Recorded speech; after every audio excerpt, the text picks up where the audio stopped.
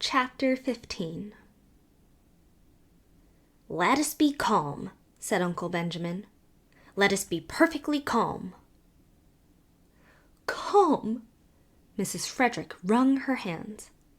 "How can I be calm? How could anybody be calm under such a disgrace as this?" "Why in the world did you let her go?" asked Uncle James. "Let her? How could I stop her, James?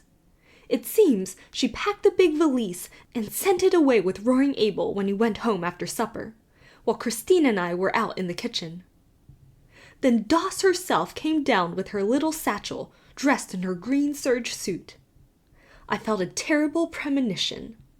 I can't tell you how it was, but I seemed to know that Doss was going to do something dreadful." "It's a pity you couldn't have had your premonition a little sooner," said Uncle Benjamin dryly. I said, "Doss, where are you going?" And she said, "I am going to look for my blue castle." "Wouldn't you think that would convince Marsh that her mind is affected?" interjected Uncle James. And I said, "Valancy, what do you mean?" And she said, "I am going to keep house for Roaring Abel and Nurse Sissy. He will pay me $30 a month." I wonder I didn't drop dead on the spot. "You shouldn't have let her go. You shouldn't have let her out of the house," said Uncle James. "You should have locked the door. Anything." She was between me and the front door, and you can't realize how determined she was. She was like a rock. That's the strangest thing of all about her. She used to be so good and obedient, and now she's neither to hold nor bind. But I said everything I could think of to bring her to her senses. I asked her if she had no regard for her reputation. I said to her solemnly, "Doss, when a woman's reputation is once smirched, nothing can ever make it spotless again.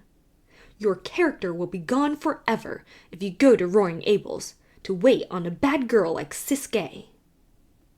And she said, "I don't believe Sissy was a bad girl, but I don't care if she was." Those were her very words. "I don't care if she was." "She has lost all sense of decency," exploded Uncle Benjamin. "Sissy Gay is dying," she said. "And it's a shame and a disgrace that she is dying in a Christian community with no one to do anything for her. Whatever she's been or done, she's a human being."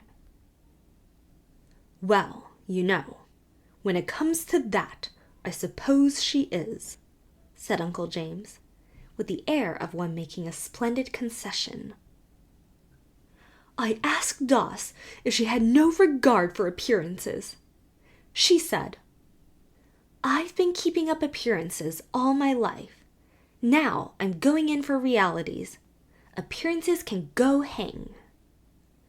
"Go hang!" "An outrageous thing," said Uncle Benjamin violently. "An outrageous thing." Which relieved his feelings, but didn't help anyone else. Mrs. Frederick wept. Cousin Stickles took up the refrain between her moans of despair.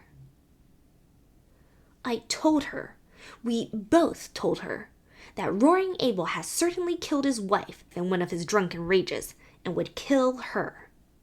She laughed and said, 'I'm not afraid of Roaring Abel. He won't kill me, and he's too old for me to be afraid of his gallantries.' What did she mean? What are gallantries?" Mrs. Frederick saw that she must stop crying if she wanted to regain control of the conversation. "I said to her, 'Valancy, if you have no regard for your own reputation and your family standing, have you none for my feelings?' She said, 'None.' Just like that, none. Insane people never do have any regard for other people's feelings, said Uncle Benjamin. That's one of the symptoms. I broke out into tears then, and she said, Come now, Mother, be a good sport. I'm going to do an act of Christian charity. And as for the damage it will do to my reputation, why, you know I haven't any matrimonial chances anyhow. So what does it matter? And with that, she turned and went out. The last words I said to her, said Cousin Stickles pathetically, were, Who will rub my back at nights now? And she said, but no, I cannot repeat it. Nonsense, said Uncle Benjamin. Out with it. This is no time to be squeamish. She said. Cousin Stickles' voice was little more than a whisper. She said, Oh, darn. To think I should have lived to hear my daughter swearing, sobbed Mrs. Frederick. It was only imitation swearing, faltered Cousin Stickles, desirous of smoothing things over now that the worst was out. But she had never told about the banister. It will only be a step from that to real swearing, said Uncle James sternly. The worst of this, Mrs. Frederick hunted for a dry spot on her handkerchief, is that everyone will know now that she is deranged. We can't keep it a secret any longer. Oh, I cannot bear it. You should have been stricter with her when she was young, said Uncle Benjamin.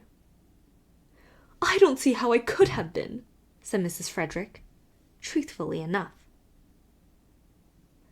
The worst feature of the case is that Snaith scoundrel is always hanging around Roaring Abel's, said Uncle James.